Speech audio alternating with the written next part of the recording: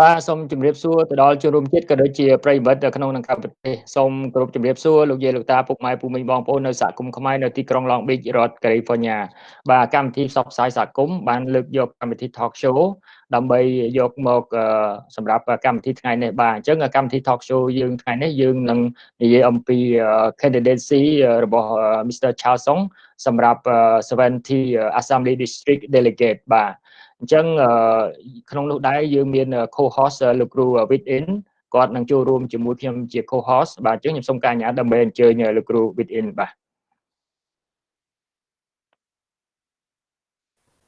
បាទសូមជម្រាបសួរលោកគ្រូជំរាបសួរលោកគ្រូអរគុណបាទហើយក្នុងនោះដែរយើងមាន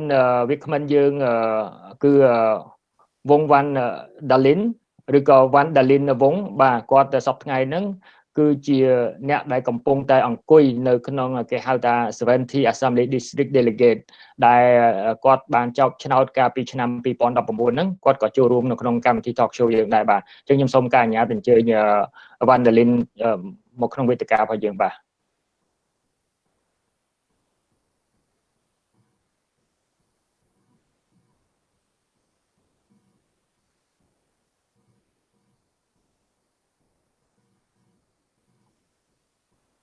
បាទជំរាបសួរ Vanndearlyn បាទជំរាបសួរ Thank you for having me បាទអរគុណ Vanndearlyn ដែលបានចូលរួមក្នុងកម្មវិធីរបស់យើងថ្ងៃនេះបាទហើយសូមអបអរសាទរក៏ដូចជាយើងចូលរួមមានមោទនភាពជាមួយនឹង Vanndearlyn ណាកាលពីឆ្នាំ2019 Vanndearlyn ត្រូវបានបោះឆ្នោតជ្រើសរើសសម្រាប់អង្គុយនៅ70 Assembly District Delegate បាទអញ្ចឹងក្នុងនោះយើងមានវាគ្មិនយើងម្នាក់ទៀតគឺMr. Charles បាទអញ្ចឹងខ្ញុំសូមការអនុញ្ញាតអញ្ជើញ Mr. Charles ដើម្បីចូលក្នុងកម្មវិធីរបស់យើងបាទ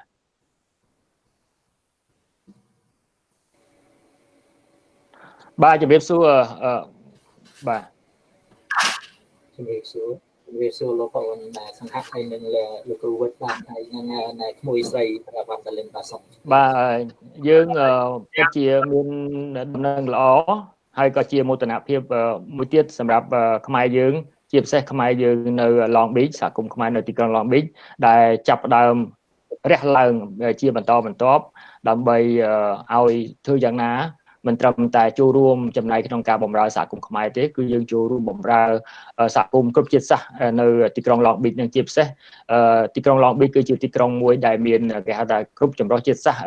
ច្រើនជាងគេនៅទូទាំងសហរដ្ឋអាមេរិកបាទអញ្ចឹងដើម្បីបន្តនៅកិច្ចពិភាក្សារបស់យើងខ្ញុំសូមការអនុញ្ញាតដើម្បីជូនលោកគ្រូវិទ្យចាប់ដំណើរការបាទអញ្ចឹងសូមអញ្ជើញលោកគ្រូវិទ្យបាទសូមអរគុណបាទអរគុណMr. Charlie Song for coming to our show. So today I just would like to know more about you, not only just myself, but for you running for the 2021 Assembly District Assembly Delegate. Can you tell the audience who you are, please? Thank you for the question. First off, I'd like to thank you both for allowing me the opportunity to come on your show tonight. I am the leaders of this community's entrepreneur as well as an activist of the community for a long time that I know. In fact, I've been working with Vanndearlyn's father for the longest that I remember, going way back since the 90s when I started serving this community. With that being said, I have a passion and a compassionate when time comes to serving our community. And this is maybe the reason why that I would like to really kind of get myself into much deeper so that I can really bring the voice to empower the community, particularly young generation as the whole, moving to the future. Thank you. Thank you. Yes, and also when you're running for this delegacy, I want to know what city are you representing? Oh, thank you. That is very important because so many people have asked the same question. Now, when we're talking about the 70th District Assembly, it consists of the city of Signal Hill, city of Long Beach, when we talk about city of Long Beach, there are vast majority of city of Long Beach, except it there's a small portion of North Long Beach that has not been included in the 70s. Then we have city of San Pedro and the city of Avalon that would include the Catalina Island. So there are 4 cities total. So those of you who live in the city of Signal Hill, city of Long Beach, city of San Pedro, city of Avalon, you are more than welcome to support us during this election. Thank you. That's a big area to cover. I didn't know. That's beautiful to know. And also, as a position, as a delegate assembly person in the 7th district, what kind of tasks and duty are you responsible for? With that, if I may, since we have Vanny on this, conversation, Vanny, you were on this conversation already, and back in 2019, you already been back to the 70th Assembly District. You have more insight to that. Can you share with us about that as well, please? Yeah, so as our role is to vote on the Democratic Party's endorsements, and that's why it's so important that our community has a voice in this body. We also vote on the leadership of the Democratic Party, and that's crucial right now, given how hard the times are for all of us. So it's very important that the people, we are choosing the leaders who will lead the nation's largest Democratic Party. And so the impact that it has is potentially huge as we move forward. Wow. Okay. Thank you. Thank you for giving us that insight. Also, I would like to pass it on to Laku Sanghak. Let's see if we have any additional question for you, Mr. Chaw. Thank you. បាទសូមអរគុណច្រើនលោកគ្រូវិទ្យសូមអរគុណបងឆាលអរគុណ Vanndearlyn ដែលបានចាប់ផ្ដើមមកដំបូងហើយពិតជាមានការចាប់អារម្មណ៍មែនទែនទៅនឹងការសម្រេចចិត្តរបស់ខ្ញុំហៅបងចោះរៀងជាស្និទ្ធស្នាលជាងបងឆាលដែលបានធ្វើការសម្រេចចិត្តដ៏ត្រឹមត្រូវក្នុងការឈរក្នុងប្រគល់ប្រជែងដើម្បីយកតំណែងជា Delegate សម្រាប់ 70 Assembly District នេះបាទអញ្ចឹងក្នុងនាមយើងជាខ្មែរយើងពិតជាមានមោទនភាពប៉ុន្តែគ្រាន់តែត្រង់ថានេះមិនតែយើងតែខ្មែរទេយើងកាលណាយើងរស់នៅសហរដ្ឋអាមេរិកយើងគិតតាំងពីសហគមន៍យើងគិតតាំងពីសហគមន៍ទេហើយកាលណាយើងតែឯងក៏យើងមិនអាចមានសម្លេងគ្រប់គ្រាន់ដើម្បីទទួលបានជោគជ័យដែរអញ្ចឹងយើងត្រូវការមានការរួមសាមគ្គីគ្នាទាំងក្នុងសហគមន៍ខ្មែរទាំងក្នុងសហគមន៍ចម្រុះជាតិសាសន៍ផ្សេងៗអញ្ចឹងសំណួររបស់ខ្ញុំចង់សួរថាតើបងឆាលមានគេហៅថាវិធីសាស្ត្រយ៉ាងម៉េចដើម្បីជម្រាបទៅដល់មិនត្រឹមតែសហគមន៍ខ្មែរទេទៅសហគមន៍ផ្សេងៗទៀតដើម្បីទទួលការគ្រប់គ្រងពីសហគមន៍ចម្រុះជាតិសាសន៍ទាំងអស់ហ្នឹងដើម្បីទទួលបានតំណែងជាគេហៅថា 70 Assembly District Delegate ហ្នឹងបាទសូមអញ្ជើញបងសូមអរគុណលោកប្អូនដែលបានសួរនៅសំណួរមួយនេះចង់ជំរាបទៅដល់ពុកម៉ែមីបងប្អូនក៏ដូចជាប្រជាពលរដ្ឋទូទៅជាពិសេសបងប្អូនដែលរស់នៅក្នុងទីក្រុង Signal Hill ទីក្រុង Long Beach ទីក្រុង San Pedro ក៏ដូចជាទីក្រុង Avalon Catalina Island សូមឲ្យបងប្អូនជ្រាបថាយើងបានដឹងហើយយើងបានដឹងហើយថាថ្មីនេះយើងទៅតែនឹងបានជ្រើសរើសយកតំណាងរបស់យើងចៅសង្កាត់ដែលលើកទី1ហើយក្នុងទំព័រប្រវត្តិសាស្ត្ររបស់យើងក្នុងរយៈពេល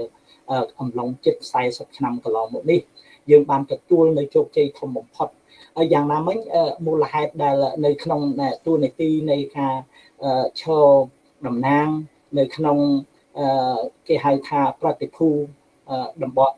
ប្រតិភូសភាតំបន់70នេះនៅក្នុងករណីនេះខ្ញុំចង់ជម្រាបទៅដល់ពុកម៉ែមីងបងប្អូនទាំងអស់គ្នាថាការបោះឆ្នោតលើកនេះគឺជាខ្នាតវាមិនមែនជាខ្នាតដែលធំរហូតទៅដល់យើងមានការព្រួយបារម្ភនោះទេក៏ប៉ុន្តែអ្វីដែលហៅថាជាការដែលពាក់ព័ន្ធទៅនឹងការបោះឆ្នោតគឺយើងត្រូវតែប្រជែង ទោះបីយើងដឹងថាឈ្នះក៏ដោយក៏យើងត្រូវតែបញ្ជាក់ថាយើងថាដូចយើងយល់ថាយើងចាញ់អញ្ចឹងទើបយើងមានព្រៀបណាយើងមានព្រៀបអញ្ចឹងនៅក្នុងករណីនេះគឺគ្រាន់តែចង់ជម្រាបទៅដល់ពុកម៉ែមីមីងបងប្អូនថាការចុះឈ្មោះបោះឆ្នោតងាយស្រួលជាទីបំផុតដោយបន្តិចទៀតខ្ញុំជឿជាក់ថាលោកសង្ហៈគាត់នឹងបានផ្សារភ្ជាប់ទៅនឹង link អ៊ីនធឺណិតប្រព័ន្ធអ៊ីនធឺណិតដើម្បីជម្រាបទៅដល់បងប្អូនអាចចុះឈ្មោះបាទអាចចុះឈ្មោះបោះឆ្នោតគ្រាន់តែនៅក្នុងអត្ថន័យមួយក៏ចង់ជម្រាបទៅដល់ពុកម៉ែមីមីបងប្អូនឲ្យបានយល់ថាការបោះឆ្នោតថ្មីត្បិតតែយើងខ្ញុំទាំងពីរនាក់តំណាងជួរគណៈបកប្រជាធិបតេយ្យមែនពិតក៏ប៉ុន្តែការបោះឆ្នោតនេះគឺមានការទលំទលាយជាទីបំផុតមានន័យថាបងប្អូនទោះបីនៅគណៈបកណាក៏អាចបោះឆ្នោតបានដែរបាទក៏អាចបោះឆ្នោតបានដែរគ្រាន់តែថាបើបងប្អូនមានបំណងជួយយើងខ្ញុំទាំងពីរនាក់ដើម្បីឲ្យយើងខ្ញុំទាំងពីរនាក់បានទៅធ្វើកិច្ចការងារដូចជួយសហគមន៍របស់យើងទៅថ្ងៃមុខអញ្ចឹងដើម្បីពង្រីកស្ថាប័ននៅគ្រប់ស្ថាប័នទាំងអស់ជួយផ្ដល់ទៅដល់បងប្អូនក៏ដូចជា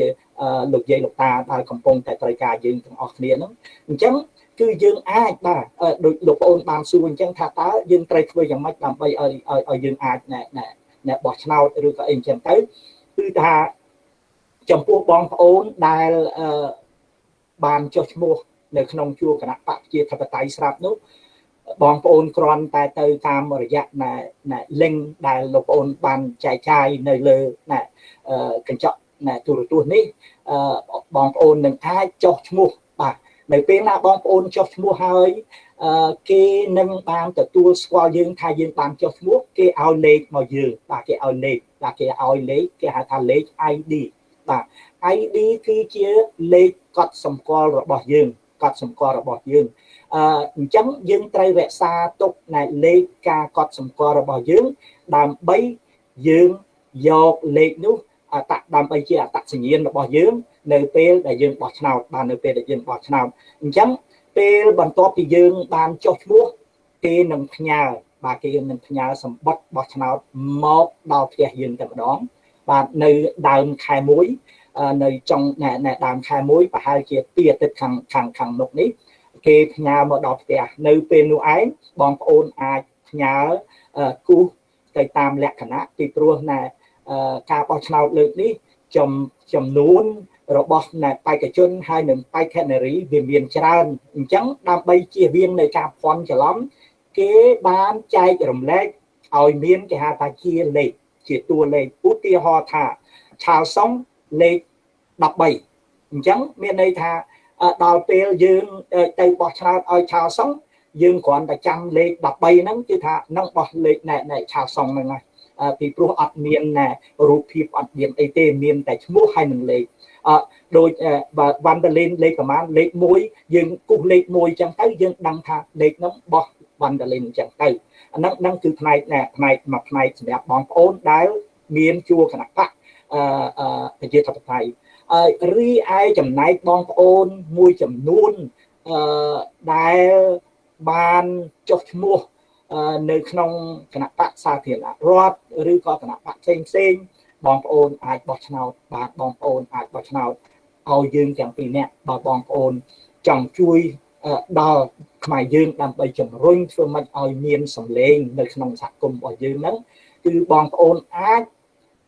ម្ដងទៀតចុះឈ្មោះដូចគ្នាក៏ប៉ុន្តែនៅ website ផ្សេងមួយទៀតបាទ website ផ្សេងមួយទៀតដែលលោកប្អូនសង្ហៈនឹងចែកចាយជូននៅលើកញ្ចក់ទូរទស្សន៍នេះដោយជំរាបទៅដល់ពុកម៉ែមីមីបងប្អូនយើងចុះទៅដល់យើងអាចឆែកមើលយើងដឹងថាខ្ញុំ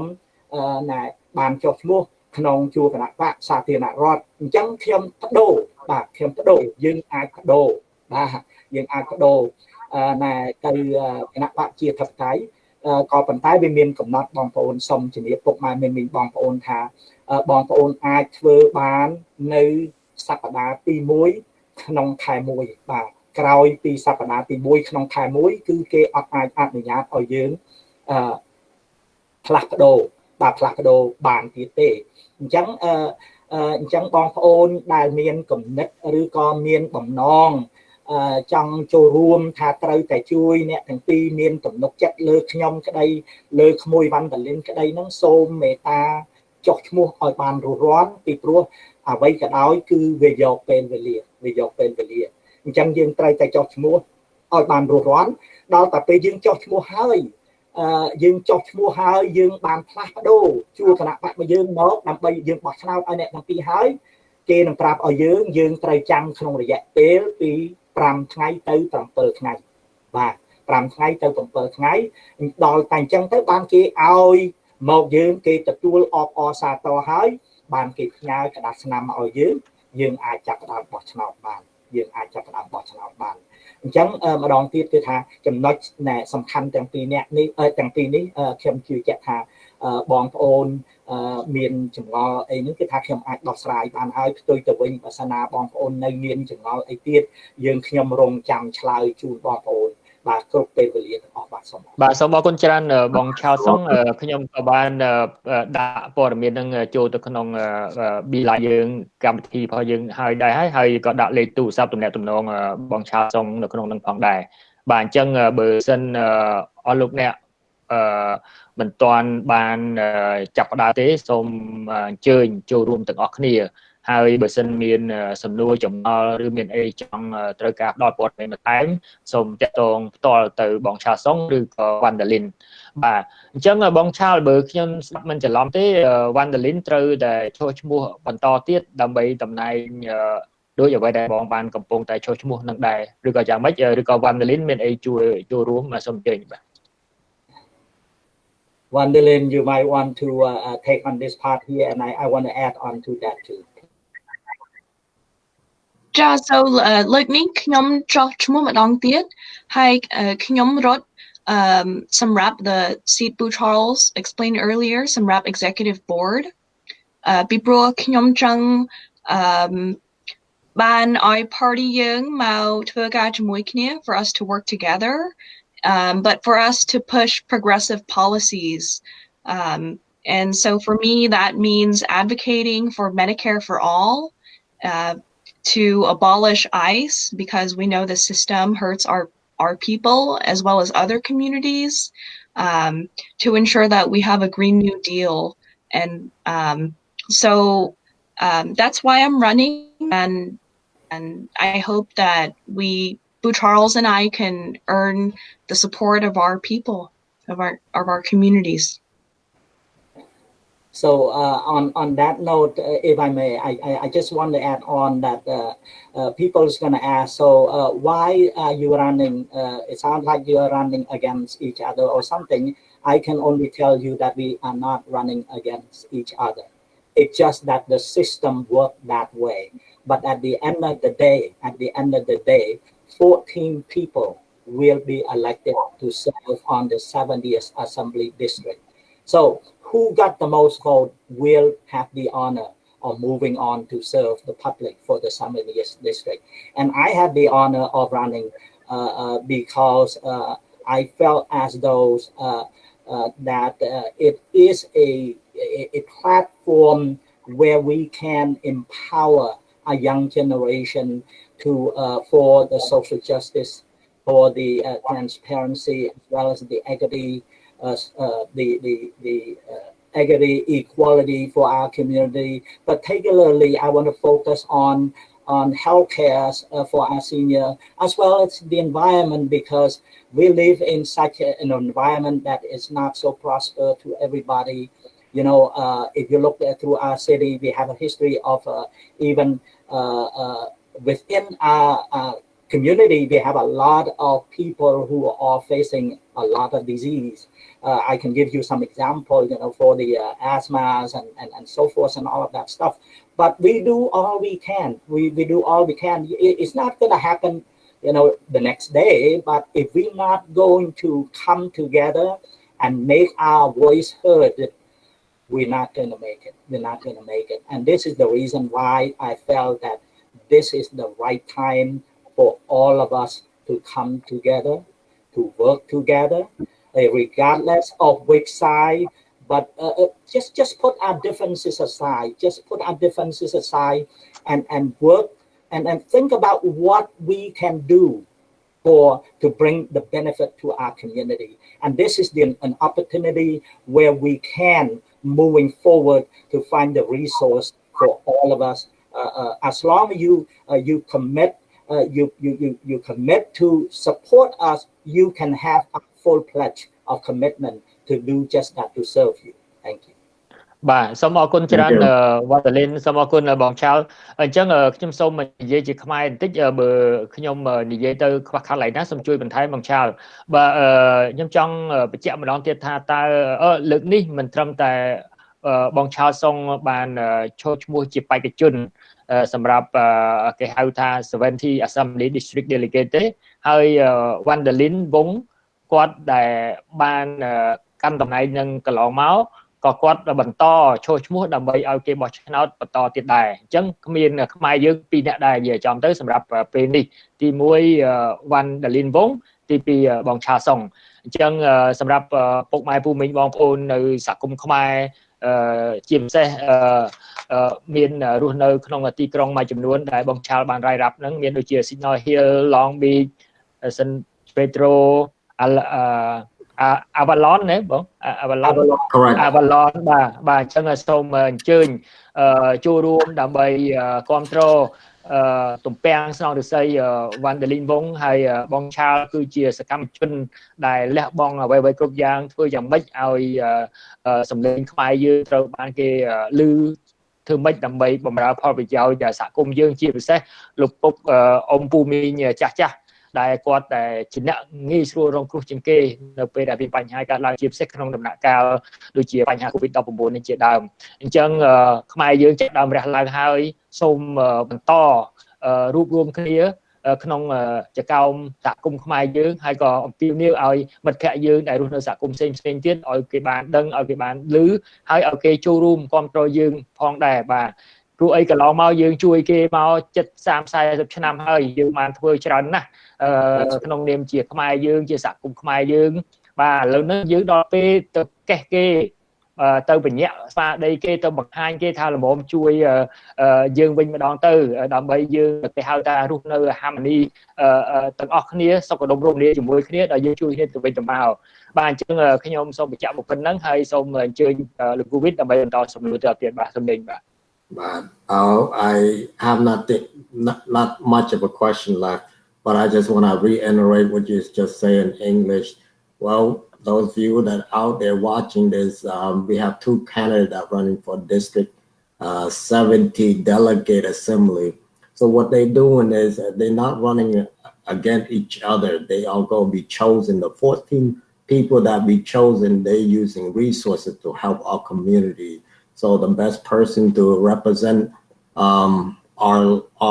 city is these two. Please help support because over 40 years now, not many changes happening in Long Beach, especially I say Long Beach because I grew up here. So I know that it's very proud to see Mr. Charlie Song and it's also Vanndearlyn Vong running for this, or continue on running for the position. And it is very honored that they're stepping up to the plate and showing that our people come from the great background and yet continue on to bring greatness to our city. And Mr. Charlie Song, thank you, and Vanndearlyn, thank you. And my question is this: as people out there that want to vote for you and they want to support you, how do they go about helping you? Thank you. I want to make sure that our brother and sister understand this. So there's a couple of things that I want to make so that they better understand that. Number one, you can vote for one, for two, but you can vote up to 14 people. Maximum is 14 people. But you cannot go over 14 people. Correct me if I'm wrong, Vanndearlyn. If you mark more than 14 people, your ballot is going to be no count. So what does that mean? That means is let's just say if you like just myself, Vanndearlyn, and you just vote for 2. But if you like, we all on different slate. I am on a community unity slate. So as a result, we always want our slate to win. We always want our slate to win. But at the end of the day, there's always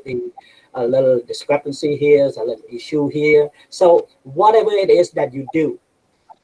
if you like me, which is I am sure that you probably do, and if not, I can only hope that I can be well enough to earn your trust, your trust, so you can vote for me, and as well as you vote for Vanndearlyn Vong, because she's been there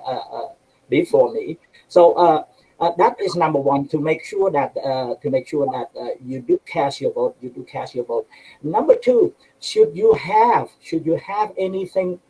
any question at all, because when you are registered, of course, you're going to have asked a question, oh, they probably need a whole lot from me. No, I can tell you right now, all they need from you is your names,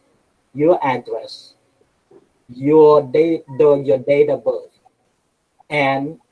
your email. And here's an issue with our community. We have all 3 except 1 when we're talking about our senior. Senior is one of the most group of the people who are devoted when we're talking about voting. And that is the fact. And my head is off to all of my elders who never back down when we call upon them to help us in regarding the voting, whether they're on the cane, whether they have to take a wheelchair, they always show up. And that's what I love about my community. They always show up and support us. So if you have an issue, because you will, because they're gonna ask for the email. Most probably don't have an email. We can help you. We can help you create an email just to make sure, and we can help you to get a physical ballot and get straight to you. So we want to make sure that you all have the right to vote, and it's very important. We need to exercise our right to vote, and that is very, very important. អញ្ចឹងដែលខ្ញុំគ្រាន់តែចង់ជំរាបទៅដល់ពុកម៉ែមីងបងប្អូន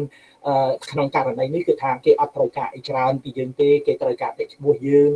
អាសយដ្ឋានរបស់យើងថ្ងៃខែកំណើតរបស់យើងហើយនឹងអ៊ីមែលរបស់យើងផ្ទុយទៅវិញប្រសិនណាពុកម៉ែមីងមិនមានអ៊ីមែលទេយើងខ្ញុំអាចជួយគ្រប់ពេលវេលាបាទអាចជួយហើយខ្ញុំសង្ឃឹមថាដែលបងប្អូនឬក៏បងដែលជាអ្នកសកម្មជននៅក្នុងសហគមន៍ហ្នឹងក៏អាចជួយជ្រោមជ្រែងម្ដាយមួយជើងអាចជួយជ្រោមជ្រែងម្ដាយមួយជើងពីព្រោះយើងខ្ញុំអត់អាចធ្វើកិច្ចការនេះតែម្នាក់ឯងបានទេយើងខ្ញុំមិនអាចធ្វើបានទេនឹងជាការពិតពីព្រោះយើងឃើញហើយកាលដែលថ្មីដែលយើងបានជ្រើសរើសតំណាងសង្កាត់របស់យើងដុកទ័របណ្ឌិតស៊ូលីសារ៉ូកិច្ចការនេះគឺថាបានដោយសារតែកម្លាំងពលំរបស់បងប្អូនប្រជាពលរដ្ឋខ្មែរហ្នឹងណាគឺថាយើងអាចជាអ្នករួមចំណែកដែលធ្វើឲ្យបានទទួលជោគជ័យในប្រវត្តិសាស្ត្ររបស់យើងអញ្ចឹងខ្ញុំសូមអំពាវនាវទីទៅដល់បងប្អូនទាំងអស់គ្នាដែលកំពុងតែទស្សនានៅតាមកញ្ចក់ទូរទស្សន៍នេះសូមមេត្តាពិចារណាថាមូលហេតុអីបានយើងខ្ញុំខិតខំធ្វើនៅអ្វីដែលយើងខ្ញុំខំធ្វើវាអត់មានក្រៅតែពីអ្វីដែលពំនាំយកមកធនធានដើម្បីបកបំរើទៅដល់បងប្អូនប្រជាពលរដ្ឋយើងទេបាទដូច្នេះសូមមេត្តាចុះឈ្មោះឲ្យបានរួចរាល់ពីព្រោះការចុះឈ្មោះនេះកំណត់គឺថ្ងៃដែលយើងគេហៅថា deadline នោះថ្ងៃដែលយើងចង់បញ្ចប់ដែលបោះឆ្នោតបានហ្នឹងគឺថ្ងៃទី27ខែមករាឆ្នាំ2021បាទឆ្នាំ2021បាទសូមអរគុណបាទសូមអរគុណបងឆាលមុននឹងជូនទៅ Vanndearlyn ខ្ញុំចង់ recap បន្តិចទី1ចំពោះដែលពុកម៉ែពូមីងបងប្អូនដែល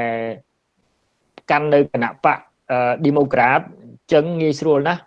អាចចុះឈ្មោះបានហើយចំពោះពុកម៉ែពូមីងបងប្អូនដើម្បីចង់ជួយគ្រប់គ្រងបេក្ខនារីបេក្ខជនយើង សូមបដូរមកបក Democrat ដើម្បីមានឱកាសឈ្មោះបោះឆ្នោតហើយធ្វើយ៉ាងណាសូមធ្វើការចុះឈ្មោះបោះឆ្នោតឲ្យបានហើយគេនឹងឲ្យ ID number បាទនៅពេលដែលយើងបាន ID number ហ្នឹងយើងនៅពេលដែលយើងបានទទួលกระดาษឆ្នោតនឹងមកយើងត្រូវតែភ្ជាប់ជាមួយនឹង ID number ដើម្បីផ្ញើទៅឲ្យគេវិញហើយការផ្ញើទៅវិញនោះគឺអត់មានអស់កម្រៃអ្វីទេបាទហើយចង់បញ្ជាក់ម្ដងទៀតបងឆាលក៏បានមានប្រសាសន៍ហើយគឺថ្ងៃការបរិច្ឆេទផុតកំណត់នៃការបោះឆ្នោតនឹងគឺនៅត្រឹមថ្ងៃទី27ខែមករាឆ្នាំ2021បាទហើយចំពោះការផ្លាស់ប្ដូរឬក៏ចុះឈ្មោះមកចូលជាគណៈបក Democrat ដើម្បីមានឱកាសបោះឆ្នោតជូនVanndearlyn ក៏ដូចជាបងឆាលនោះគឺនៅខែមករាថ្ងៃទី11ឆ្នាំ2021ដែរអញ្ចឹងយកឱកាសនេះជាថ្មីម្ដងទៀតសូមអំពាវនាវដល់ពុកម៉ែពូមីងបងប្អូនសំខាន់គឺនៅទី1នៅ Signal Hill ទី2នៅ Long Beach ទី3នៅ San Pedro ហើយទី4នៅAvalon បាទអញ្ចឹងបើសិនពុកម៉ែពូមីងបងប្អូននៅសហគមន៍នៅទីក្រុងទាំងអស់ហ្នឹងសូមមេត្តាជួយគ្រប់គ្រងខ្មែរយើងព្រោះខ្មែរយើងឥឡូវចាប់ដើមរៃចាប់ដើមរះបាទយើងមានមោទនភាពណាស់ដែលយើងមានគេហៅថាតំណាងរបស់យើងសិតតែជាអ្នកមានសក្តានុពលសិតតែមានការលះបង់ខ្ពស់ក្នុងការធ្វើយ៉ាងណាដើម្បីជួយលើកតម្កើងជាតិសាសន៍ខ្មែរយើងក៏ដូចជាសហគមន៍ខ្មែរយើងនៅក្រៅប្រទេសជាពិសេសនៅ Long Beach រដ្ឋ California នេះដើម្បីឲ្យស្មើមុខស្មើមាត់នឹងគេហើយដើម្បីជាមរតកជា legacy ទុកឲ្យក្មេងៗសកលក្រោយទៀតយើងបានបើកផ្លូវជូនពួកគាត់ផ្ដល់ឱកាសឲ្យគាត់យើងធ្វើបានគាត់អាចធ្វើលឹះច្រើនជាងយើងទៀតដល់ពេលយើងផ្ដល់ឱកាសឲ្យគាត់បានអញ្ចឹងខ្ញុំក៏មានសំណួរមួយទៅ Vanndearlyn could you tell us a little bit regarding your plan from now until the deadline of voting by January 27? What are you going to do to attract more voters and also especially our youth? Well, I'll be reaching out to them as safely as I can. So I'll be calling people, texting them, and emailing them, sharing the link. I'm thinking about maybe doing like just a karaoke hangout and just to meet with people.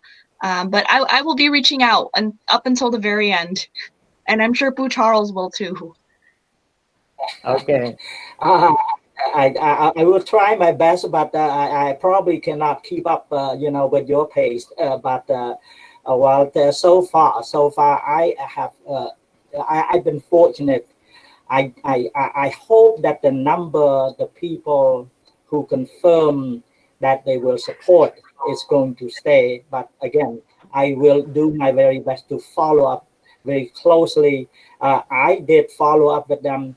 so far, and the number of the people that commit to support it's extraordinary. I can only say that I am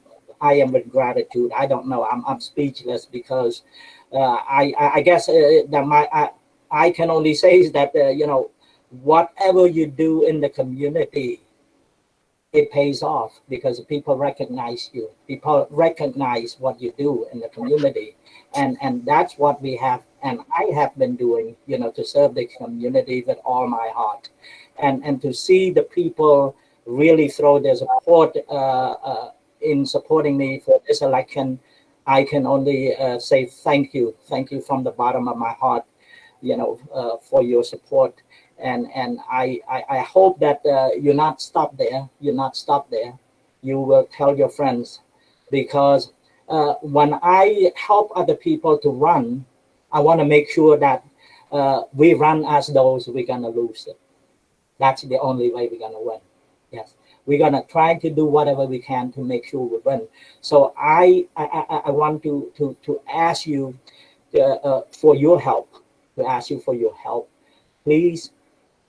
Not just for you to vote for me, but reach out to your family and your friends. Consider of helping somebody who always have the heart for your community, who always been doing so much for your community. That's all I'm asking for, because when I win, should I win this election, you will have my full pledge of the commitment that I will serve for the best interest of our community. បាទសូមអរគុណបាទសំណួរខ្ញុំមួយទៀតមុននឹងជូនទៅលោកគ្រូវិជ្ជឡើងវិញចង់សួរទៅ Vanndearlyn ផងទៅបងឆាលផងធម្មតាយើងធ្វើគេហៅថាយុទ្ធនាការដើម្បីឲ្យមានការជ្រួតជ្រាបទៅបណ្ដាសហគមន៍ខ្មែរក៏ដូចជាសហគមន៍ផ្សេងៗឬក៏យើងធ្វើយ៉ាងម៉េចដើម្បីតាក់ទាញឲ្យមានការគ្រប់គ្រងកាន់តែច្រើនឡើងយើងនឹងបង្កើតក្រុមការងារស្ម័គ្រចិត្តដើម្បីចូលរួមក្នុងការធ្វើ campaign ធ្វើយុទ្ធនាការហ្នឹងតើបងឆាលក៏ដូចជា Vanndearlyn ក្រៅពីអ្វីដែលយើងចង់ reach out ទៅពួកគាត់តើមានត្រូវការក្រុមស្ម័គ្រចិត្តដើម្បីចូលរួមជាម្ដាយមួយជើងជាគេហៅថាជាចង្កឹះដើម្បីធ្វើយ៉ាងម៉េចឲ្យអ្វីដែលជាសេចក្តីពំប្រាថ្នារបស់យើងសម្រេចបាននៅថ្ងៃទី27 ខែមករាឆ្នាំ 2021 នេះទេតើ Vanndearlyn ជាមួយបងឆាលមានគិតពីគម្រោងនឹងហើយឬនៅបាទចេះសូមជឿបាទ Kevani, you want to go ahead? I'm sorry, did Vong ask if we will need help in terms of volunteers to help campaign? Oh, absolutely. Yes, that's what he's asking. Yeah, we need all the help we can get. Like Boon Charles said, you know, we are running as if we're going to lose because you never know who the other people will turn out to vote, right? Back in people on Uprambuan, they were not expecting us to turn out in the hundreds. And so I Joy got request ballot, that would be wonderful. I remember that fateful day, 2019, when Vanndearlyn ran for her election. That morning was raining. I remember, if I'm not wrong, and the room was filled with the Cambodians, American. I can see they were so enthusiastic. You can see it from young to older generation in the wheelchairs and all. And this is exactly what we need to see. It is sad enough that we go through COVID-19 that really prohibited do a lot of what we can do, but we can't allow COVID-19 to stop from what we are doing. We have to really find a way to come together to really put an effort and an effort. I can give you an example. It's just not long ago, a few months ago, when we assist Dr. Suli for the 6th district. We did it well. I mean, we worked in front line, we worked behind the scenes. So I am asking our community to chip in, to do just that. If you know your friend, you know your friend, your family, that's all you need to do. I call upon, my family, everybody in my family, they're going to vote for me. But that is not going to win. To win, we need all the help, from our community to win. And so I am asking, we both asking you to do us and do yourself and do your community a big favor, a big favor. And that is to help us to make sure that we win this election, If you could just pick up the phone and help us calling your family, your friends, and for sure we're going to win this. And we again, I can tell you that there's no way that myself and Vanndearlyn can win this alone. There's no way. So we really rely upon you. So please help us to make sure that we will win this. And once we have come together, like Paul Sanghak said, ចំកះមួយបាត់គឺគ្មាននរណាអាចកាច់បាត់ទេយើងរួបរวมគ្នាយើងមានជាចំណេះដូច្នេះឱកាសនេះគឺជាឱកាសដ៏ល្អដែលយើងអាចទុកមិនលើដូចខ្ញុំធ្លាប់ធ្វើអញ្ចឹងពេលណាខ្ញុំជួយសហគមន៍របស់ខ្ញុំទុកគណៈបករបស់ខ្ញុំមកដោយឡែកបាទគណៈបករបស់ខ្ញុំដោយឡែកអញ្ចឹង ហើយខ្ញុំនឹងបោះឆ្នោតជូនអ្នកណាដែលខ្ញុំយល់ឃើញថាមានផ្ដល់នឹងស្វែងរកអ្វីដែលមានការរីកចម្រើនមកដល់សហគមន៍របស់ខ្ញុំអញ្ចឹងគេថាសូមពឹងផ្អែកទៅលើបងប្អូនទាំងស្រុងសូមមេត្តាជួយមួយដៃមួយជើងដើម្បីធ្វើយ៉ាងណាឲ្យយើងខ្ញុំទាំងពីរនាក់មានលទ្ធភាពជាប់ឆ្នោតនៅក្នុងការប្រជែងយកមុខតំណែងប្រតិភូសភាតំបន់ទី70បាទសូមអរគុណបាទសូមអរគុណអញ្ចឹងលោកគ្រូវិទ្យសូមបន្តបាទ But I don't have anything to say, so well covered already. I just want to say those that live in the city of Long Beach, San Pedro, Signal Hill, Catalina Island, Avalon, please help support the two most prominent candidates. So they need your support, and if you can register, please register before the deadline and help vote, so they can go on to support our community in the endeavor that they desire to help our community. So that's all I have to say, and thank you for both of you for coming on. And I would like to turn it back to Mr. Lakusana. សូមអរគុណគ្រូវិទ្យបាទអញ្ចឹងយើងនៅសល់ប្រហែលជាខ្ទង់ 5-10 នាទីទៀតអញ្ចឹងខ្ញុំសូមការអនុញ្ញាតអញ្ជើញបងឆាលមានសារអីជាចុងក្រោយសូមអញ្ជើញហើយបន្ទាប់មកសូម Vanndearlyn, so please for your last message to the voter in order to vote for you guys. Okay, thanks. Please go ahead. ខ្ញុំសូមការអនុញ្ញាតដើម្បីនឹងបើកវងកិច្ចយកឱកាសនេះដើម្បីនឹងផ្ញើជូនទៅដល់ពុកម៉ែមីមីបងប្អូនក៏ដូចជាមិត្តភ័ក្តិរបស់យើងពីព្រមមិត្តភ័ក្តិរបស់យើងម្នាក់ដែលកំពុងតែឆ្លងកាត់គេហៅថា stage 4 cancer សូមការអនុញ្ញាតដោយមិនបង្ហាញទេក៏ប៉ុន្តែអ្នកដែលទទួលការរងគ្រោះនៅក្នុងការផ្នែកសុខភាពបាទគឺជាមនុស្សម្នាក់ដែលជាសកម្មមួយដែលធ្លាប់ជួយប្រឡូកនៅក្នុងសហគមន៍របស់យើងច្រើនហើយជាមនុស្សដែលធ្លាប់ឆ្លងកាត់ច្រើនដូច្នេះសូមបងប្អូនមេត្តាជួយបន់ស្រន់បាទជួយបន់ស្រន់ដល់មិត្តភ័ក្តិរបស់យើងហើយម្យ៉ាងទៀតដោយសារតែយើងឆ្លងកាត់នៅក្នុងឱកាសពេល COVID-19 បងប្អូនពុកម៉ែមីមីបងប្អូនដែលនៅតាមលំនៅឋានសូមពុកម៉ែមីមីបងប្អូនមេត្តាធ្វើយ៉ាងណាកុំឲ្យបាទកុំឲ្យ COVID-19 ហ្នឹងអាចទៅជា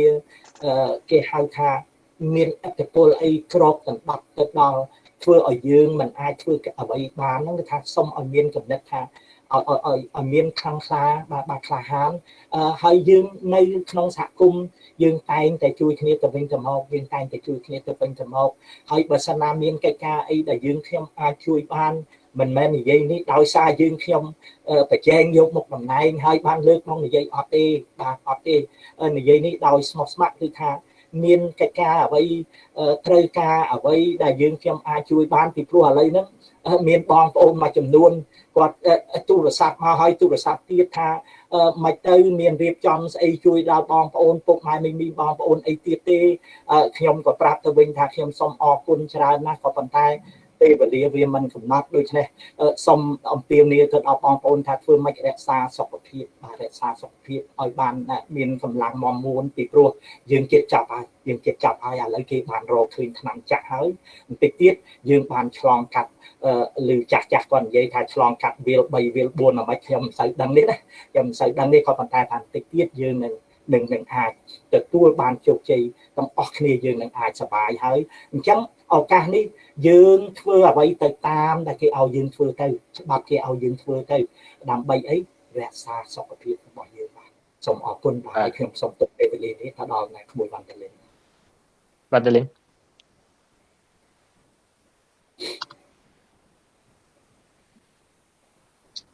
Som Akun, Vong, for allowing both of us to come on this platform and want to reiterate what Boo Charles has said. COVID-19 has impacted our community in so many ways, probably some ways that are invisible. And so doing our best to stay safer at home, especially as the holidays come up. I know how much we love to be with each other, but that we really need to stay home and wear our masks. And lastly, just want to thank you for listening to us and for caring about our community. We cannot do this on our own and would be so grateful for your support. Akun. បាទសូមអរគុណច្រើនបាទអញ្ចឹងតកតងទៅកម្មវិធី talk show របស់យើងបានមកដល់ទីបញ្ចប់ហើយខ្ញុំចង់បញ្ជាក់ម្ដងទៀតកម្មវិធីនេះទោះបីជាយើងដាក់តា Candidacy Mr. Charles Song for 7T Assembly District Delegate ប៉ុន្តែក្នុងដែរក៏យើងមានអ្នកដែលត្រូវចូលឈ្មោះបន្តទៀតដើម្បីឲ្យការបោះឆ្នោតយកតម្លៃបន្តទៀតគឺវង Vanndearlyn វងបាទអញ្ចឹងយើងមានបេក្ខជនហើយនិងបេក្ខនារីរបស់យើងគឺទី1វង Vanndearlyn ហើយទី2បងឆាសុងបាទអញ្ចឹងចំពោះសហគមន៍ខ្មែរយើងជាថ្មីម្ដងទៀតសូមអំពាវនាវសូមជួយគ្រប់គ្រងខ្មែរយើងដើម្បីឲ្យខ្មែរយើងមានសម្លេងកាន់តែច្រើនឡើងហើយមានឱកាសដើម្បីចូលប្រឡូកក្នុងកិច្ចការនៅក្នុងរដ្ឋបាលរបស់សហរដ្ឋអាមេរិកនឹងបាទហើយដើម្បីកាលណាយើងមានសម្លេងកាលណាយើងមានតំណាងយើងមានគេហៅថា bargaining power មានឥទ្ធិពលក្នុងការនិយាយឆ្លើយឆ្លងជាមួយគេស្មារភាពដើម្បីទាញយកប្រយោជន៍មកបម្រើក្នុងសហគមន៍របស់យើងជាពិសេសចំពោះលោកពុកអ្នកម៉ែពូមីងបងប្អូនចាស់ជរាយើងដែលគាត់ងាយស្រួលនឹងជួបនៅបញ្ហាលំបាកជាងគេបាទអញ្ចឹងជាថ្មីម្ដងទៀតសូមអរគុណបងឆាសុងសូមអរគុណ Vanndearlyn សូមអរគុណលោកគូវិតដែលបានចំណាយពេលវេលានៅមកចូលរួមក្នុងកម្មវិធី talk show របស់យើងសម្រាប់ថ្ងៃនេះហើយយើងនឹងបន្តរួមគ្នាជាចង្កឹះមួយបាច់ដើម្បីធ្វើឲ្យសេចក្តីបងប្រាថ្នាជាសេចក្តីជំហានតទៅទៀតដើម្បីយើងទាំងអស់គ្នាបាទអញ្ចឹងកម្មវិធីរបស់យើងដល់ទីបញ្ចប់សូមជូនពរឲ្យសុខភាពល្អសុវត្ថិភាពហើយសង្ឃឹមថាយើងនឹងទទួលជោគជ័យនៅពេលថ្ងៃខាងមុខនឹងបាទសូមអរគុណសូមជម្រាបលាបាទ Thank you. Thank you.